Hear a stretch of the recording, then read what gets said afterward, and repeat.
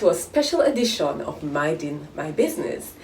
This edition I'm calling the COVID and Commerce edition because since the advent of COVID, as an entrepreneur, I have watched business or my streams of income move from streams to trickles, then drops, and obviously now with this latest thing, it's going to become no drop of income. This pandemic is going way longer than I thought, or I suppose anybody else think that it will be around. I figured by this time we'd have, gone back to a regular life.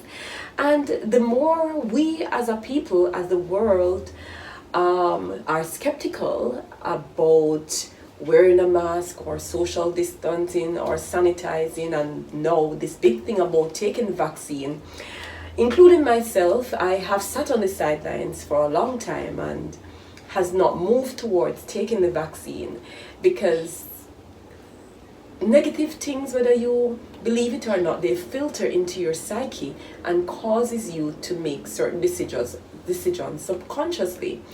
But now, with this new thing from the Prime Minister, where today we're home, so you don't watch the home couture, we're home on a Tuesday, trying to work, but there's not much happening because people are obviously not in a business mind. I really had some time on my hands to look into COVID and to look into the vaccine, and I have decided that I am going to take the vaccine because I've looked into some of the major arguments that people are using why they're not taking the vaccine, such as it's the mark of the beast, and I think that's a major one for me as a Christian. I'm like, I don't want to take the mark of the beast. But when I went and I read my own revelations, I'm realizing that revelations, which is supposed to be, Christ is supposed to be the focus of revelation and his return and all the good things that he's bringing back for his people that are follow him, who love him with all their heart and their mind and their spirit.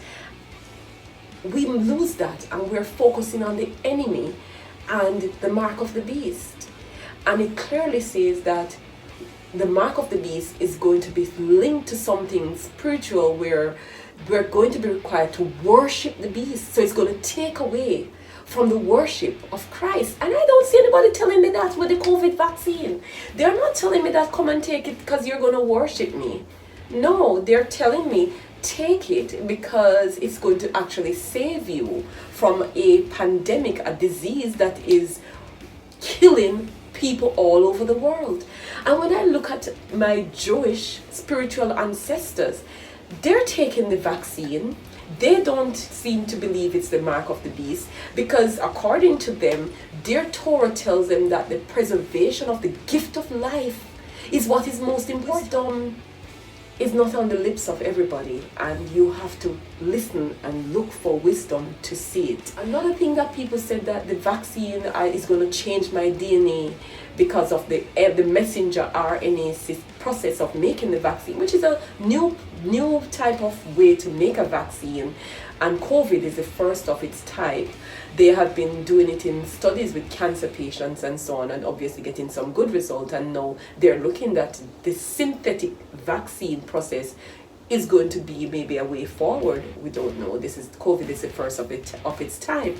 But I don't see where the messenger RNA vaccine process changes my DNA. What they say it does is to allow your body to produce a protein that wards off the disease, and then it disappears from your body once you have built up the antibodies. So there's no intermingling with your DNA, and even if that happened, it is so negligible.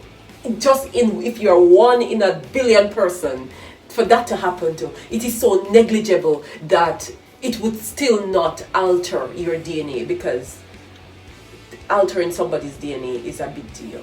And the COVID vaccine is not doing that. Go read for yourself. Next thing that people say is that it's going to give you COVID. That's the next good part about the the messenger RNA process of making the vaccine, they're not making the vaccine from live cultures. They're actually making the vaccine from a synthetic material, which is not a part of the vaccine, like how the measles and the polio vaccine was made using live cultures. So they took a little of the virus and they make that into the polio and the measles. No, I can't get COVID from taking the vaccine. And there are other objections out there that this is a conspiracy, that there's nothing like COVID.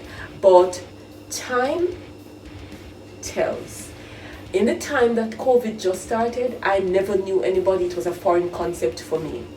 In the last 3 months, I have known so many customers, friends, family, friends of family, friends of friends that have gotten whatever, don't call it COVID, that have been sick with intense respiratory problems. So don't call it COVID. There's a sickness going on out there which is causing people not to be able to breathe, and it's causing people to decline rapidly. So first, it never mattered to me. I was not involved, don't care. But in the last 3 months, I have gotten to know so many people who have suffered with this sickness, this respiratory illness, that have killed a lot and have caused lasting damage in others, and some have recovered. All right? So therefore, there's a sickness, and we have a responsibility as a people, we have a responsibility of a nation, for each one to save one. The Bible tells you, love your neighbor as you love yourself. So if you don't want nobody to make you sick, you have to first think, don't make anybody sick. And each one, we are like, right now, we are like our own shooting darts, shooting ourselves and shooting others, and that has got to stop, my people. I've known people in the last 3 months who have gotten their COVID vaccine, who have since gotten COVID, and we have now proven that they're not using the live virus to make the vaccine, so they couldn't have gotten the virus from the vaccine. But they were exposed to the virus, and those people that I know who have gotten the virus after they have gotten the vaccine, their symptoms were so mild, it was even less than a common cold. Right? I have known people who have not gotten the vaccine and have died, hospitalized. One of my girlfriend's boyfriend just came out of the hospital because he was feeling chest pains, went to the hospital. They told him that he had COVID because he was home nursing a chest pain and fever for like a week. When he went, they told him that he had corona. He told them, no, nothing to go, so that's a conspiracy, and he went home instead of allowing himself to be admitted. An ambulance took him back, and they had to put him on a respirator for a week to get him back. Good thing he was strong, right? Young and strong. So I don't want that to happen to me, and I don't want that to happen to my neighbors. So I am taking myself right about now to the national arena, and I'm going to get my vaccine for corona. And I advise all of you people that let us as small business people sow into the return of business, moving from a drop back to a stream. And once there is sickness and disease and a pandemic, it's going to affect your bottom line and bring it all the way down to the bottom. Big businesses are feeling it, medium businesses, worse. What about us small businesses? We are feeling it even worse. So that's my special edition of Minding My Business today, with an encouragement to do your own research about this illness. Do your own research about the vaccine. As a small entrepreneur, your biggest asset is you. Once you're done, your business is done. You don't have a sustainability plan.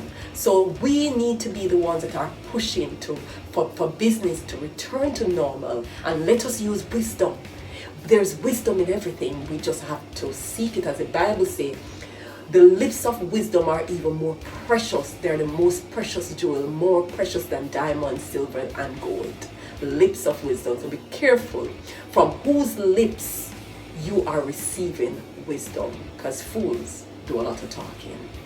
Until another episode of Minding My Business, please, my people, mind your business. Shalom.